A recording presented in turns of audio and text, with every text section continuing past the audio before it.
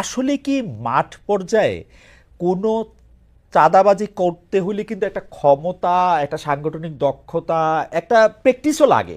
এই বিএনপি ছাড়া, ছাত্রদল ছাড়া আর কারো কি এই প্র্যাকটিস আছে এখন এই মুহূর্তে? মানে বৈষম্য বিরোধীরা চাইলে কেউ চাঁদা দিবে? না, এটা তো বিভিন্ন নিউজে আসছে যে বৈষম্য বিরুদ্ধ সরকারের অভিযোগ আসছে। আমি তো ভাই ওই বিষয়ে স্পষ্ট করেছি যে অবশ্যই কিছু বিপদগামী দলীয় নেতাকর্মী রয়েছে, তাদের ব্যবস্থা নেওয়া হচ্ছে। অল্প কিছু যদি নেওয়া না হয়ে থাকে সেটা নেওয়া হবে, কিন্তু আপনি এই বিভিন্ন এলাকায় প্রভাবশালী গোষ্ঠী থাকে, প্রভাবশালী পরিবার থাকে এবং সন্ত্রাসীদের কোনো দল নেই।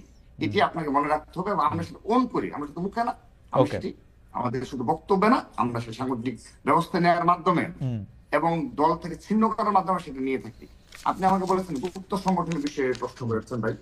আমি স্পষ্টভাবে বলছি, বাংলাদেশে এই আগামীতে যে ছাত্র রাজনীতি ক্যাম্পাস গুলোতে অব্যাহত রয়েছে এবং জুলাই আগস্টের পরবর্তী বাস্তবতায় এখনো যারা এই ধরনের গুপ্ত রাজনীতি চালিয়ে যাচ্ছে,